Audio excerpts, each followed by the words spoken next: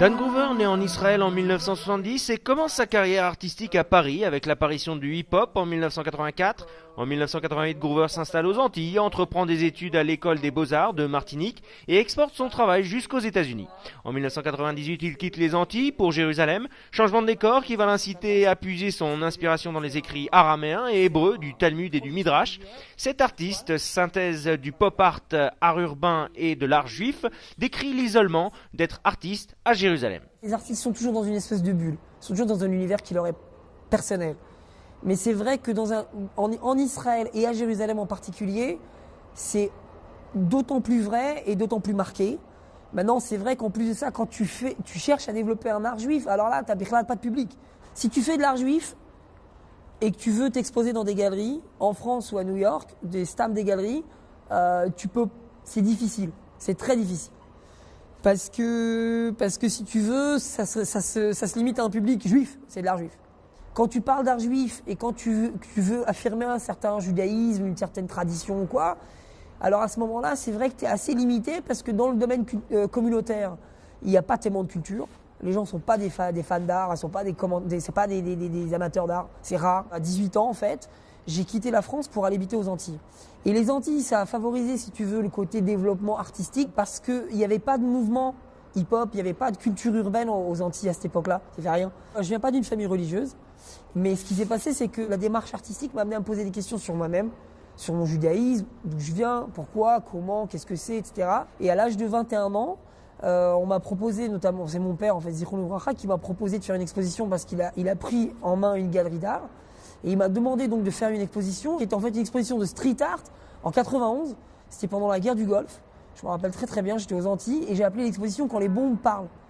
Et donc parce que j'étais au courant de ce qui se passait en Israël avec la guerre du Golfe, les bombes tombaient en Israël, en me disant tiens moi je suis là-bas, ils sont là-bas avec les bombes, moi je suis avec mes bombes aérosols, donc j'ai fait une exposition de street art. Et mon retour qui a été fait donc aux Antilles m'a amené en fait à revenir en Israël en 98. Pour que l'art continue d'exister, Dan Groover défend la plus-value émotionnelle qu'une œuvre de pop art ou d'art juif offre au quotidien d'une maison pleine de vie. Les gens, ils vont mettre de l'argent dans une belle montre, dans une grosse bagnole, mais pas dans un tableau.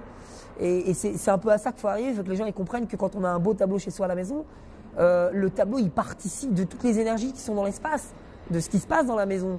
Et c'est ça qui est très important, c'est parce qu'il y a un vécu là, il y a une histoire là, il y a un message et les gens ils participent à ça et ça change tout. Moi je sais que j'ai des gens qui ont acheté des tableaux, ils me disent du jour que j'ai rentré un tableau chez moi à la maison et que j'ai su ce que tu avais mis dans ce tableau, même si le message était basique, c'était un nouveau sujet de conversation à chaque fois que quelqu'un venait visiter et c'était un nouveau questionnement à chaque fois et c'est cette dynamique-là qu'il faut créer pour que l'art continue à exister, quoi. Il y a Bezrat Hashem une exposition à Pessah qui va se passer dans le Rova Yehudi, dans la vieille ville.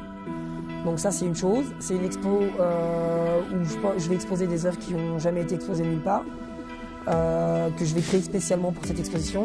Ça va être dans un endroit assez épique, assez spécial, assez riche d'histoire.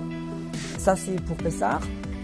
Ensuite de ça, je travaille sur différents projets qui sont des projets qui mélangent la peinture et la sculpture. Ça c'est plus orienté pour les galeries. Donc ça c'est au niveau projet personnel, mais on va dire pour les galeries. Et sinon il y a aussi une exposition qui est prévue, même deux expositions qui sont prévues pour cet été.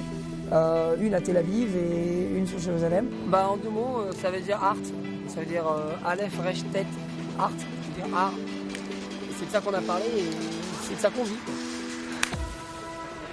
J'ai utilisé un surnom qui venait du monde de la musique. Parce qu'en fait, avant de faire des graffitis, je faisais de la danse.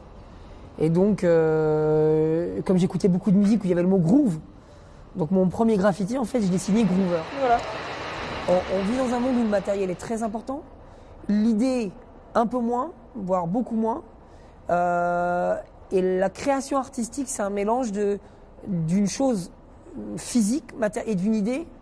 Et je pense que ce mariage-là, quand il s'exprime dans l'art, les gens ne savent pas l'apprécier assez. Mais c'est vrai que si on arrive à amener ça et à expliquer le contenu, à expliquer la démarche, je pense qu'à ce moment-là, les gens seront tout aussi sensibles à ça qu'à un art figuratif. Échanger un vécu, un message ou simplement créer une esthétique, Dan Grover réussit le pari improbable de faire de son art juif un art populaire et accessible à tous, un art avec, par et pour la rue.